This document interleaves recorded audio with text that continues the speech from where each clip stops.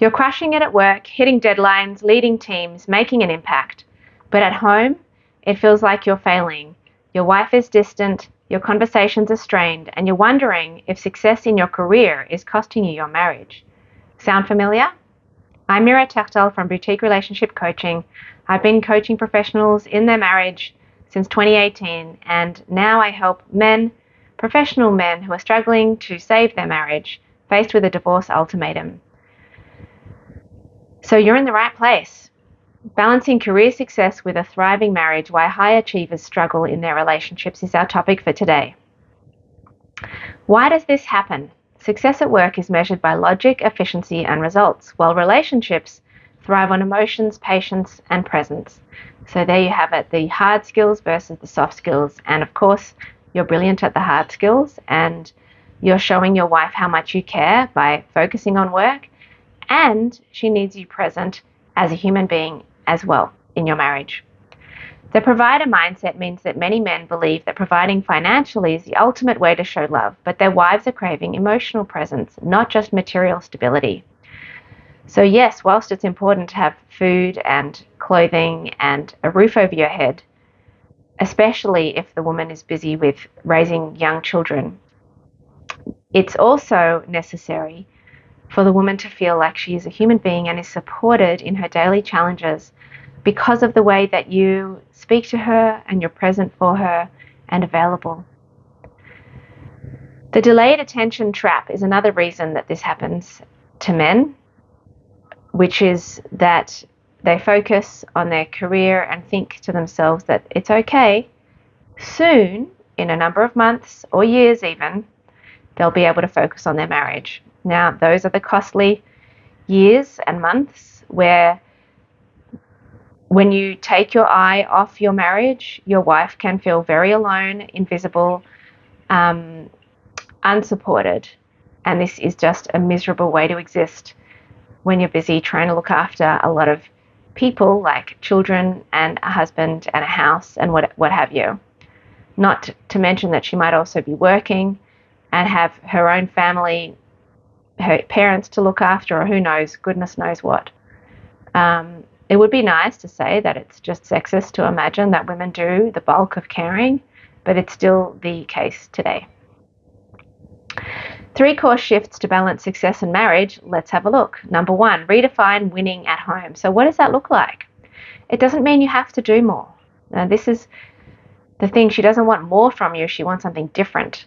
So what does that different look like? How do you shift from I provide? What do you shift to? Well, what you shift to is I engage. So yeah, it's still important to provide, but it's important to provide from the space of engaging with your wife, prioritizing your being there, your availability, your presence when she's speaking, over problem solving. So just, doing a load of laundry is fantastic physical help, as is cooking, washing up, whatever the case may be. And your wife would love it if you were a human being on top of that and could simply listen to her. So the quick action suggested here is to dedicate 10 uninterrupted minutes a day to listen, not fix problems, to listen to her so that she has a space to talk into that can help her to process whatever she's going through, maybe get an objective opinion, but just have a human being there by her side while she goes through it. Again, the quick action is to dedicate 10 uninterrupted minutes a day to listen, not fix. Just listen. So the second core shift to balancing success in marriage is micro commitments over grand gestures.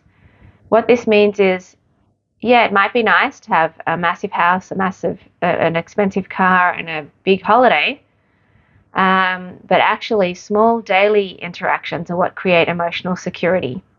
So having something small that you can do every day, that you can commit to every day, whether that's a personable text, something that is personal between the two of you, or phone call, or a hug, or a joke between the two of you, something that shows That's inside your relationship.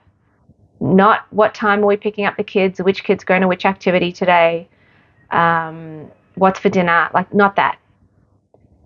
Something inside your relationship that's personal to the two of you, that you can enjoy a moment of connection together through the day. That's a micro commitment on a daily basis.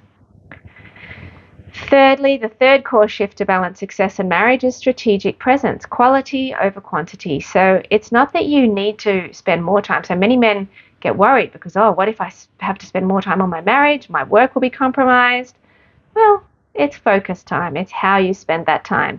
I mean, we've all heard this idea before, but how about setting aside your phone for 30 minutes a day when you get home, so that you can just be present and available, uninterrupted for 30 minutes, and just be curious about what happens to your relationship with your wife, your relationship with your kids, if you are available and committed to them to be present for 30 minutes a day.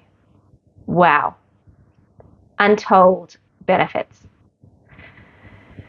Balancing your marriage and career isn't about doing more, it's about showing up differently. If you're not sure where to start, download my free 10-minute emotional reset audio below. And if you're serious about turning things around, book a free 15-minute call. The link's also below. You've got this. There are lots of ideas in here for you to go ahead with and begin it now. Go for it.